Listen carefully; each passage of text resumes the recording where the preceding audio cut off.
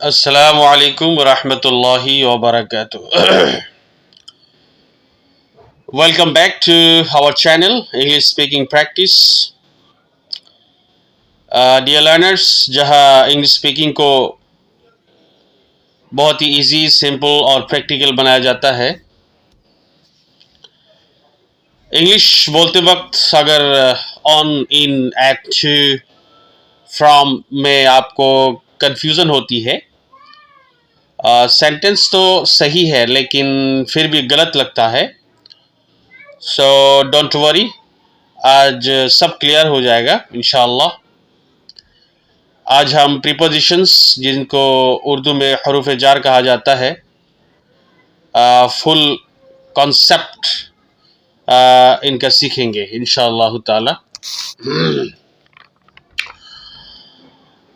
Urdu grammar method के साथ सीखेंगे और इसी तरह रियल लाइफ डेली एग्जांपल्स के थ्रू सीखेंगे इंशाअल्लाह, और साथ ही साथ बिल्कुल बिगिनर्स के स्टाइल में सीखेंगे। इस वीडियो के बाद इंशाल्लाह आप कॉन्फिडेंटली कह सकेंगे, yes now I know where to use in, on, at and more. So video को लास्ट तक ज़रूर देखिए, क्योंकि ये वीडियो आपकी इंग्लिश को नेक्स्ट लेवल पर ले जाने वाला है। तो चलिए शुरू करते हैं आज का ये वीडियो। टॉपिक है प्रेपोजिशंस। उर्दू में हरूफ जार कहा जाता है, जिसे आपको मालूम है, as you know. English speaking practice through Urdu grammar. तो सबसे पहला क्वेश्चन है, what is a preposition? Preposition क्या है, किसको कहते हैं? आइए इंग्लिश में इसकी डेफिनेशन देखते हैं। Let's see the definition in English. A preposition is a word that shows the relationship between a noun or pronoun and another word in a sentence. Urdu में इसकी तारीफ है, preposition वो लफ्ज़ होता है जो इस्म या ज़मीर, नाउन या प्रोनाउन का ताल्लुक जगह, वक्त, सिमत, वजह या हालत से जाहिर करे। राइट?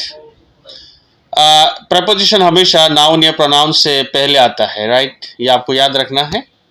प्रेपोजिशन हमेशा नाउन या प्रोनाउन से पहले यूज होता है। सिंपल एग्जांपल्स आइए देखते हैं। किताब मेज पर है, the book is on the table. The book is on the table, यहाँ पे जो ऑन लगा हुआ है, द टेबल नाउन से पहले, इसम से पहले, ये प्रेपोजिशन है। वो कमरे में है, she is in the room. She is in the room, इसमें इन जो है प्रेपोजिशन है, जो द रूम नाउन इसम से पहले यूज हुआ है। अब आइए देखते हैं काइंड्स ऑफ प्रेपोजिशंस।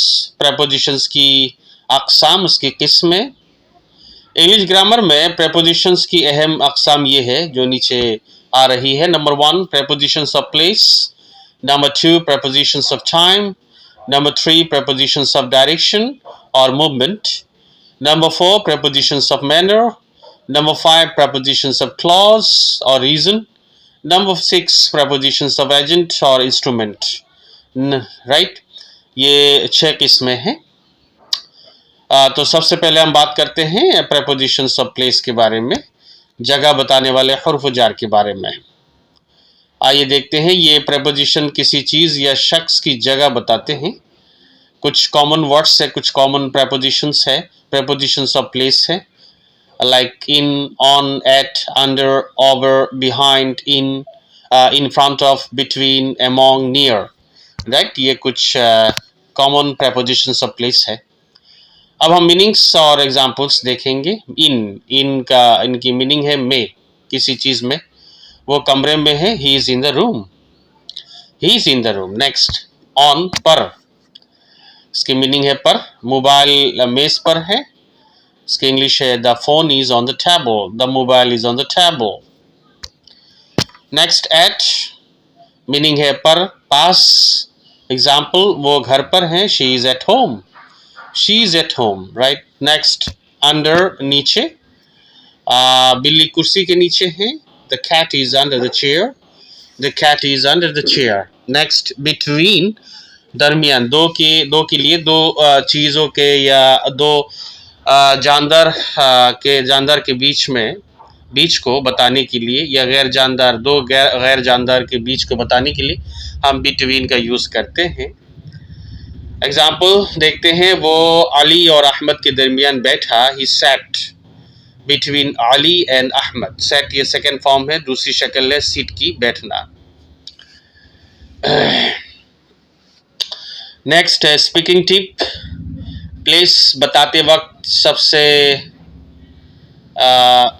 ज़्यादा ये प्रपोजिशंस यूज होते हैं, इन, ऑन, एट, राइट। तो प्लेस बताते वक्त, जगह बताते वक्त इन, ऑन, एट सबसे ज़्यादा इस्तेमाल होते हैं। दूसरी किस्म प्रपोजिशंस ऑफ टाइम, राइट। जो दूसरी टाइप है प्रपोजिशंस ऑफ टाइम, वक्त बताने वाले हरूफ जार के बारे में बात करते हैं। ये प्रपोजिशंस वक्त या दौरानिया जाहिर करते हैं। Common words, common prepositions of time देखिए, at, on, in, before, after, during, since, for, ये है prepositions of time, common prepositions of time. अब मीनिंग्स देखते हैं, एग्जाम्पल्स देखते हैं। एट मखसूस वक्त से पहले यूज होता है, राइट। जब ये प्रपोजिशन ऑफ टाइम के लिए यूज होगा तो ये मखसूस वक्त से पहले यूज होगा। जैसे एग्जाम्पल, मैं 6 बजे उठता हूँ, आई वेक अप एट 6 AM। मैं 6 बजे बेदार होता हूँ, उठता हूँ, बिस्तर से उठता हूँ, तो इसकी English, I wake up at 6 AM। I wake up at 6 AM, right. Next, on, दिन या तारीख से पहले यूज करते हैं। एग्जाम्पल, हम जुमे को मिलेंगे, we will meet on Friday, right. We will meet on Friday, हम जुमे को मिलेंगे। नेक्स्ट नंबर, इन, महीना, साल, मुद्दत से पहले यूज होता है, राइट। एग्जाम्पल देखते हैं, वो 2000 में पैदा हुआ, he was born in 2000, he was born in 2000, he was born in 2000, right। next, before, किसी चीज़ से पहले यूज़ होता है, किसी चीज़ से पहले को बताने के लिए यूज़ होता है। सूरज डूबने से पहले आओ, come before sunset, sunset means सूरज का डूबना, सूरज गुरूब होना, तो come before sunset, तो सनसेट से पहले आ जाओ, सूरज डूबने से पहले आ जाओ, इसकी इंग्लिश होगी come before sunset, राइट। तो बिफोर का मीनिंग है पहले। नेक्स्ट, आफ्टर, आफ्टर का मीनिंग है बाद, किसी चीज के बाद, राइट। एग्जाम्पल देखते हैं, मैं क्लास के बाद फोन करूंगा, I will call you after class, I will call you after class, right. Next, speaking tip देखते हैं, एट ये टाइम से पहले यूज होता है, ऑन डे से पहले यूज होता है, इन लॉन्ग टाइम से पहले हम यूज करते हैं। ये रूल बोलने में बहुत मदद देता है, ये रूल बोलने में बहुत मदद देता है कि एट जनरल टाइम से पहले यूज होता है, ऑन डे से पहले यूज करते हैं, इन जो है लॉन्ग टाइम से पहले यूज करते हैं। नेक्स्ट, प्रपोजिशंस ऑफ डायरेक्शन और movement, right. The propositions of direction और मूवमेंट। आइए देखते हैं, सिमत या हरकत बताने वाले हरूफ जार। ये प्रपोजिशंस किसी तरफ जाना या हरकत जाहिर करते हैं।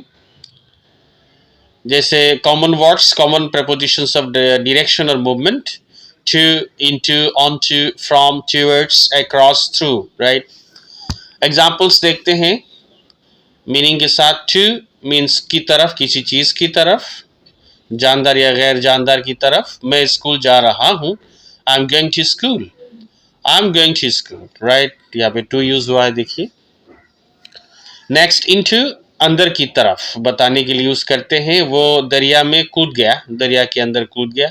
He jumped into the river, he jumped into the river, वो दरिया में कूद गया। नेक्स्ट, फ्रॉम, किसी चीज से, जानदार या गैर जानदार। वो लाहौर से आई, she came from Lahore, she came from Delhi, इस तरीके से यूज करेंगे। नेक्स्ट, अक्रॉस, आर पार, अक्रॉस मीन्स आर पार, वो सड़क पार कर गया। He walked across the road. He walked across the road. वो सड़क पार कर गया. He walked across the road. वो सड़क पार कर गया. नेक्स्ट preposition है, नेक्स्ट टाइप है prepositions of manner. तरीका बताने वाले हरूफ जार. ये prepositions किसी काम का तरीका बताते हैं. Common words, common prepositions of manner with, by, in, like. Examples देखते हैं मीनिंग के साथ. विद मीन्स के साथ, जरिए, किसी चीज़ के साथ या किसी चीज़ के जरिए, जानदार या गैर जानदार के जरिए, के साथ. वो कलम से लिखता है. He writes with a pen. He writes with a pen. Next by, के जरिए. मैं बस के जरिए दफ्तर जाता हूँ. I go to office by बस.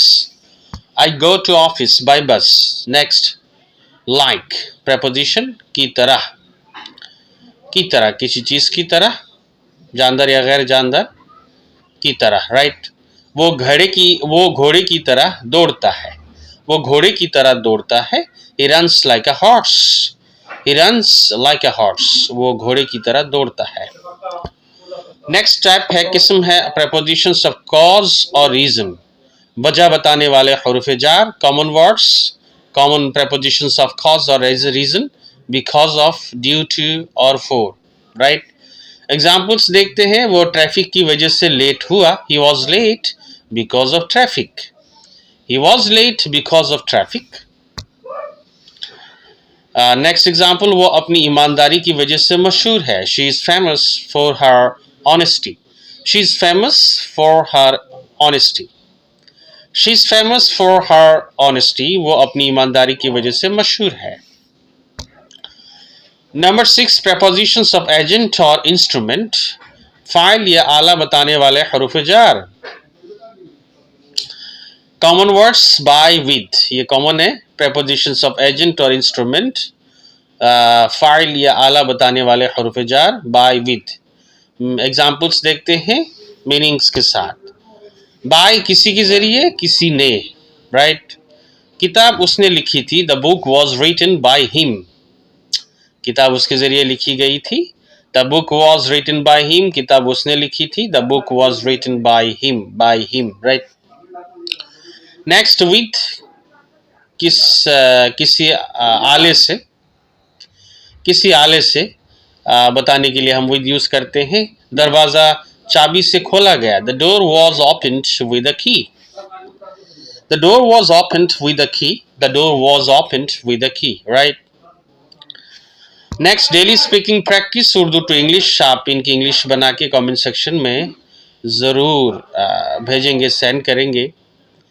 आइए देखते हैं कौन कौन से जुमले हैं, सेंटेंसेस है प्रैक्टिस के लिए दिए गए हैं. वो कुर्सी पर बैठा है. नंबर 2, मैं इतवार को लाहौर जाऊंगा. नंबर 3, वो बस के ज़रिए स्कूल जाता है. नंबर 4, वो बारिश की वजह से नहीं आया. नंबर 5, किताब मेज़ के नीचे है. मेज़ के नीचे है. ये जुमले रोज़ बोलने की प्रैक्टिस करें जो ऊपर दिए गए हैं. राइट. इनको लिखे, प्रैक्टिस करें, ज़ोर ज़ोर से बोले, ज़ोर ज़ोर से इनका तलफ़ुज़ करें. आइए अब देखते हैं final speaking advice. Prepositions sentence को नेचुरल बनाते हैं. राइट. प्रेपोजिशंस अगर आपको याद है तो आपके सेंटेंसेस, इंग्लिश सेंटेंसेस नेचुरल हो जाएंगे. स्पीकिंग में फ्लुएंसी लाते हैं.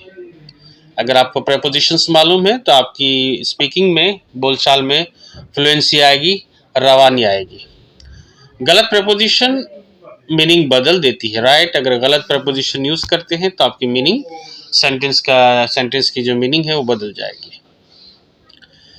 अब remember last tip, correct prepositions is equal to confident English speaking. Correct prepositions use करेंगे तो आप कॉन्फिडेंटली इंग्लिश बोल सकेंगे. राइट.